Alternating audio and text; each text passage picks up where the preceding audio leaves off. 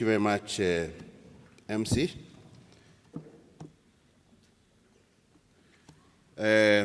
Chairman Robert Githanju, your Vice Chairman John Zero, the Board of Directors of KETSA, our CEO, Madam Ivy, the Chair of the CEO Caucus, Madam Joyce, together with the CEOs who are here, the Board of Directors of various SACCOs represented, any guests that are invited. I'm Jambo Tena.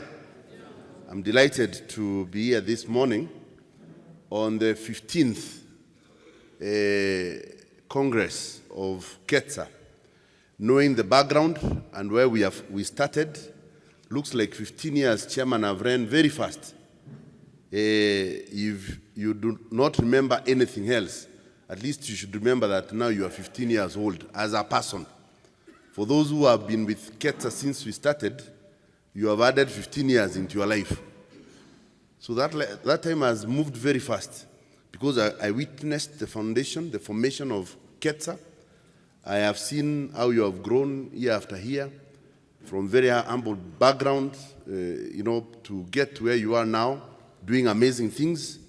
It's by God's grace. And Chairman, I want to congratulate you and the team and the leadership of KETSA for having the faith, maintaining the focus, keeping your eyes to the goal, up to the point where we are now. Na mambo bado. Tell your neighbor, mambo bado. The beautiful and good days for KETSA are ahead. Ama namna gani? Chairman, allow me, I'm accompanied by my colleagues from the bank. I want to recognize the presence of our Managing Director for Corp Trust Investment Services, Mr. Nicholas, F.A. Nicholas Idondeka. Nicholas, you can wave. I know we will mpigie makofi. Nicholas will have a moment to speak to us in a session that will come shortly after midday. And you will have some good words for us. I have also Grace Wathithi, who works with Nicholas at Corp Trust. She's seated right there at our booth with Joshua Mureithi. And I saw Edward Mutaruyo also somewhere. Oh, Edward is here. Very good. Opigie makofi. A few of us have been caught up with the mishap that is happening in Nairobi this morning, but we will represent them well. So, Chairman, we are here and we have a very good theme for our meeting this time. We want to have innovation and impact in the things that we do. And therefore, it gives me pleasure to join you today to officiate this conference. In particular, the choice of the theme, I think Joyce and Ivy and the board could not have been more timely, because we are operating in a very demanding environment as businesses today. Our members' expectations are evolving. They look at us, they expect us to have solutions. But you are aware that when our members look at us, what they are looking for is not innovation. They don't say, I'm coming to Cosmopolitan Sacco, Madam Elizabeth, to look for innovation. They come to you for solution. They come for you for excellent service, Bwana Sitati. When they walk and when they come to you, they expect that you have an answer to their problems or to their questions. So it is very good that in the next 2 days, we are going to be looking at issues, or we'll be trained and discuss and network around this theme that we have chosen. But what we should be asking ourselves is, are we relevant as Teachers Sacco?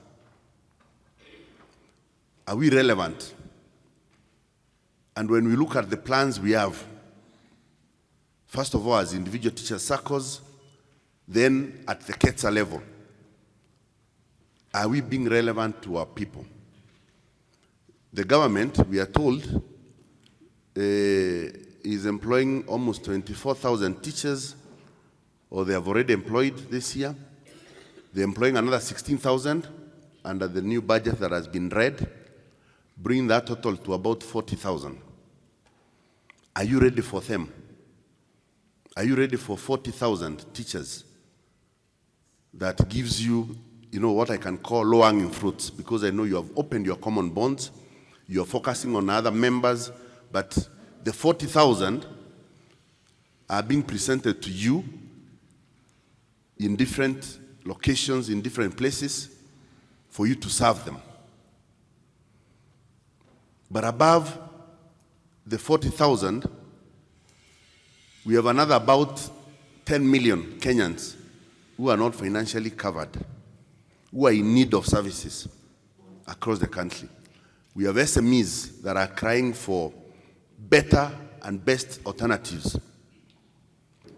And the person who is going to be able to know the kind of solution that is efficient, that is very affordable, that is very relevant and uplifting to that member or that potential member is the person who is going to go with the price. And therefore, as we move around, I think, Chairman, one of the things that I think KETSA should be asking ourselves, or the membership of KETSA, is one, are we challenging the orthodoxies?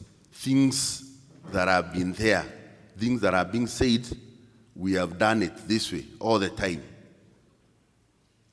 Because unless we're able to challenge the things that are being taken as facts and as standards, we may end up falling in the trap of doing what everyone else has done in the market for many years. The richest man in the world today, Elon Musk, you know that, is a man who is not very different from ourselves. In fact, he was born and raised in South Africa and went to the US when he was already an adult to study. And if you read the various interviews and watch the various documentaries that have been done about this man, Elon Musk, he's a person who does not take things the way they are written or the way they have been said. When he wakes up every day, we are told there is somebody who stayed with him for almost 3 years, one of the most prolific writers called Walter Isaacman, spent almost 3 years with Elon Musk every single day, flying with him in his planes, living with him in his house, because he's a journalist and a biographer.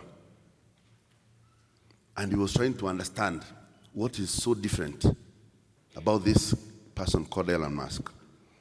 And one of the things he says is that Elon Musk has a principle called the first principle thinking.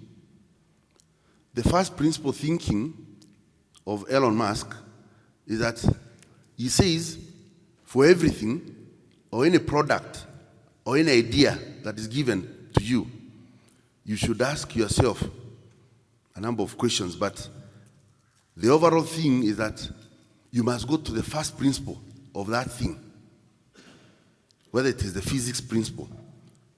You know, a car is made, and this car is supposed to go this way, and it is costing this. Elon Musk, first of all, asked himself, what is the first principle of a car being able to move, to drive itself? What is the capability? You must have an engine that does some combustion, transforms the fuel that is put there into some energy, and then creates rhythms that make that car move. And he says, if that is the principle, how else can this car move? And by challenging that principle, that is why he was able to go towards developing the electric cars that we know. That is why he has challenged the orthodox of how a battery should be made. A battery that keeps on charging and making the electric car move. And by challenging the principle, the physics principle of what a battery is, he has been able to make cheaper batteries. He wanted to take, or he has the ambition to take man to the Mars and get into the space industry as he has gotten. And he was told it is very expensive to create rockets. And one of the things Elon Musk asked is, why is it expensive to create rockets? And he said, break for me down the components that make a rocket. And he was broken for every single component. And he was able to ask, this component, what is it made of? And he would be told, maybe this is made of copper. Then he would ask, what is the price of copper in the commodity market? And by breaking down each and every, he told his people, we must make a rocket at 40% cheaper than what they are making it. And people said, no, it's not possible.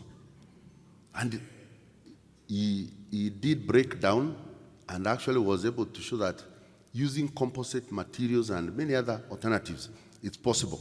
And that's why he has been able to make rockets that have now done almost 45 missions into the space very efficiently. And there are many other things he's been able to challenge. And he says, if you want to remain poor and remain in the same place where you have been, accept things that have been written, whether as law, that have been passed either as compliance requirement. And he said there is where your stagnation will be. If, for example, you want to do something and you are told the law does not allow, I think the first thing you need to change your mindset, why is it that the law is not allowing it? Because that is what Musk has been asking. Musk was told that the regulators in the US do not require us to do this. And he said, let us do it first. And then we will call the regulators to tell us why we cannot do it the way we've done it. I don't know whether I'm speaking to KETSA. Musk was able to say, when he has been told that, this standard, there is a standard way of doing a cable. And his question is, who made that standard? And you still, some organization, there is the American whatever organization. He says, no, who in that organization made that standard? I want to meet him so that he can tell me why that standard is the way it is. And he goes all the way at all length to get that person, and he's able to challenge and ask, why is this standard this way? We can do it this way and still succeed. And by doing so, he's been able to do amazing things. So I want to encourage KETSA today that even as you innovate, as you grow, in your respective SACCOs, the worst thing you can do is to be constrained by regulations. Of course, we operate within some framework, but frameworks are not supposed to stop us from innovating. And that's why sometimes we say regulations and compliance issues catch up with the innovators. You start, and they catch up with you. And that is what has happened all over the world.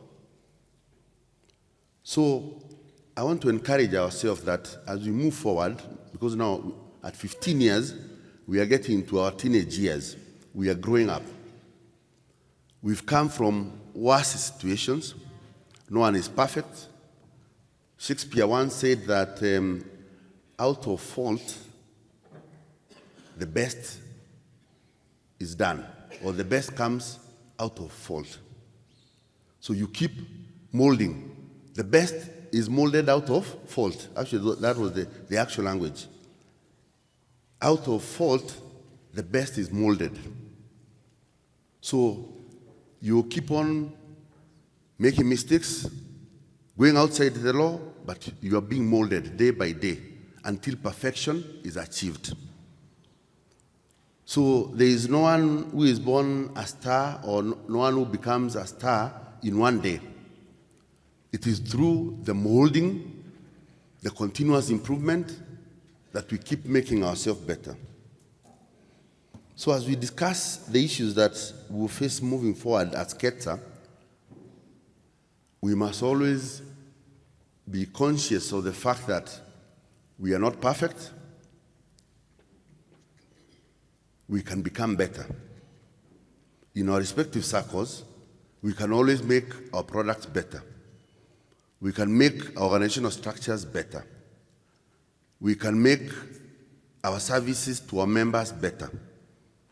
So we keep on molding, knowing that innovation is not a destination. You don't wake up and say, I am now innovative, I have arrived.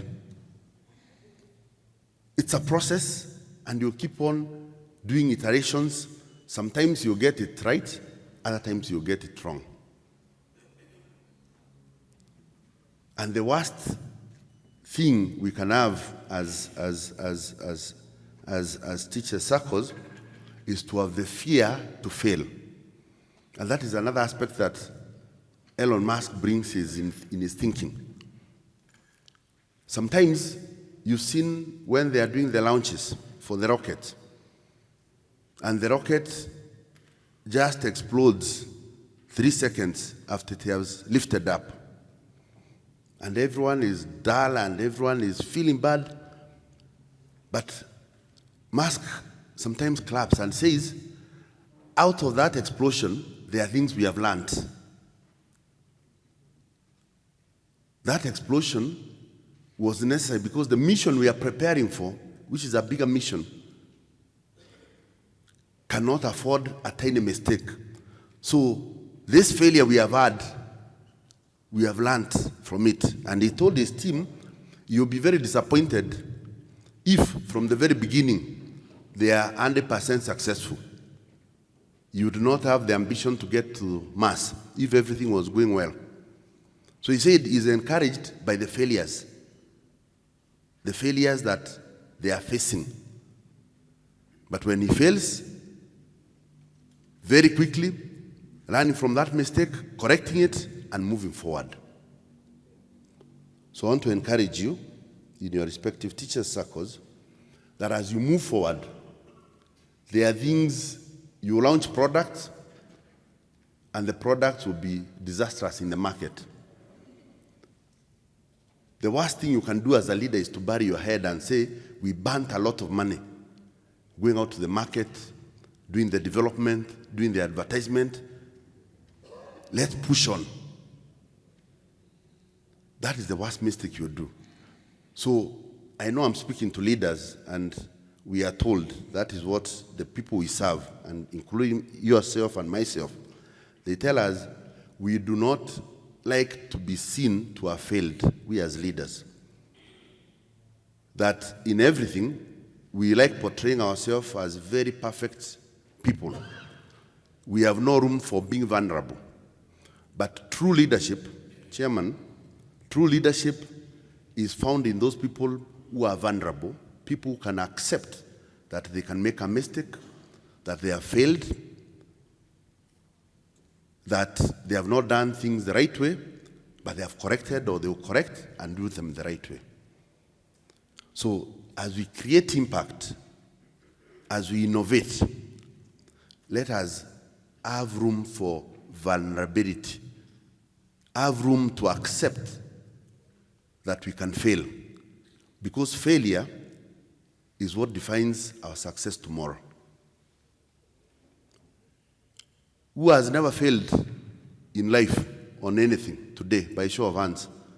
There is nothing you have ever gotten wrong. Is there anyone? How many have made mistakes or failed in something in their lifetime? Look at that. Now, the combination, and you know we are the cream now of society, by the way. You know you are the cream of the society. Inside here, we have the most brilliant minds, teachers who have molded professors, teachers who have molded engineers in different fields, and experts. Leaders who have turned institutions into billion institutions. Yet, I have seen almost everyone here has raised their hand to show that they have failed or made mistakes. Now, the combination of those mistakes is reflective of the successes that we have had as leaders here today. So I want to encourage ourselves as we move that KETSA has been a game changer in our Sacco subsector. People look at you with envy. Recently, I've seen you have launched a fund, or rather you've gotten approvals for a fund that you'll be launching on Saturday. New areas that you're getting into your business.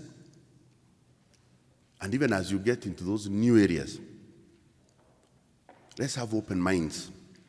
Let's listen. Let's get expert advice so that what we do, we'll do it perfectly, we'll do it with success. And that is not the end, Chairman. You keep on doing new things into this industry. So don't rest. In fact, we've been discussing with Nicholas, and we are saying, how can we even support SACCOs to be able to, raise money from the markets out there? Whether it's by way of issuing, KETSA can issue, a commercial paper, a bond, you raise money at a cost, which you can then distribute amongst yourself and be able to, tap the huge opportunities that are there. So there are many things that you'll be able to do. And I'll ask that people like Nicholas Idondeka here work with you very closely so that you're able to know what opportunities exist. Because KETSA, the way you're registered now, you can do amazing things. Last week I was meeting the Association for the Rural SACCOs. They call themselves ASCA. They had their second AGM, and they had invited me to be their chief guest. And one of the things I told them, because they serve mostly farmers, and I told them one of the largest cooperative, actually the largest cooperative institution in the world, which is the largest cooperative in the world. Nani anajua ni gani? Yeah? The largest cooperative organization in the world is the Indian Farmers Fertilizer Cooperative, IFCO. The Indian Farmers Fertilizer Cooperative, IFCO, is the largest. And that is an entity that was formed in 1967 by about 56 cooperatives in rural India. And they formed themselves to be able to manufacture or produce fertilizer in small scale for their members spread across India. And what started as a small entity today is a leader in fertilizer manufacturing in the world. A company that today is making annual revenues in excess of 900 billion Kenya shilling equivalent. That today their profit is in excess of 300 billion equivalent Kenya shilling. That company produces almost, I think I was reading, they produce almost 80 million tons of fertilizer. And they have been able to change rural India and other Asian countries. They are now the largest producers of urea.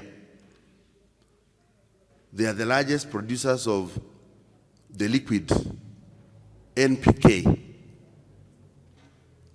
They have become so successful that in the transformation of making India food secure, IFCO sits with the governments of Asia to say or make their contribution to food security in that part of the world. So it's challenging the ASCA members that looking in how our country is, and given that 75% of our agriculture is driven by small scale, and given that most of the members they are serving are farmers, let them start having the ambition. The perennial problem we have in our country today is the issue of access to fertilizer for our farmers. Sinikweli. And successive governments have either, let me say, maybe deliberately failed to solve the issue of fertilizer.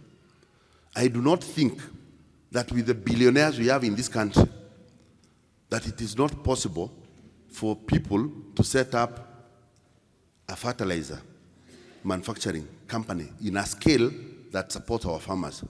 Maybe it is deliberate so that we can keep on importing. Maybe there is a lot of incentive in fertilizer importations.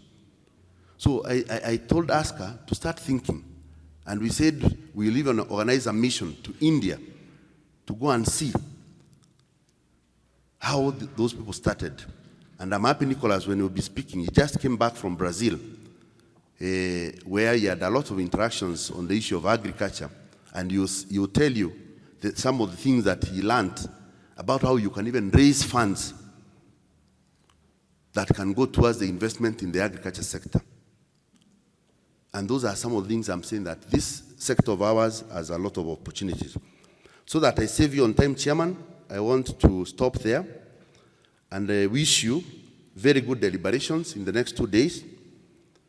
I am very happy to be associated with KETSA. We as Cooperative Bank will continue working together. Edward will be spending the day today and tomorrow with you. And one of the things I'm asking on behalf of Edward and myself and the bank is that please, in your respective SACCOs, continue supporting and working with Cooperative Bank. I know there has been a lot of pressure, a lot of need to SACCOs to move to other banks and all that. I will ask you that when you sit in your respective boardrooms, ask yourself, what business am I doing with Coop Bank? Ask yourself, what journey have I come with Coop Bank over the years? Even looking at the returns in terms of dividends that some of the SACCOs here, a number of SACCOs have been able to earn from Coop Bank, which we are doing now twice a year. December, you're getting the interim dividend in December and a final dividend in May, June. So we are paying dividends twice in a year at very good returns. So let's continue supporting the bank so that even in our respective SACCOs, we can also benefit. And I have said, whenever there are issues with pricing and all that, we're able to discuss and see how you can be able to give us more business. And if the worst come to the worst, even when we are not able to give those high rates, please take that money to Coop Trust Investment or even CIC, so that we create a very strong cooperative ecosystem within us. Very soon, Chairman will be saying, if you are not able to take money to us, take it to the KETSA special fund. Sinikweli. So that all our monies are together as a sector. May God bless you, and I wish you all the best. Thank you very much.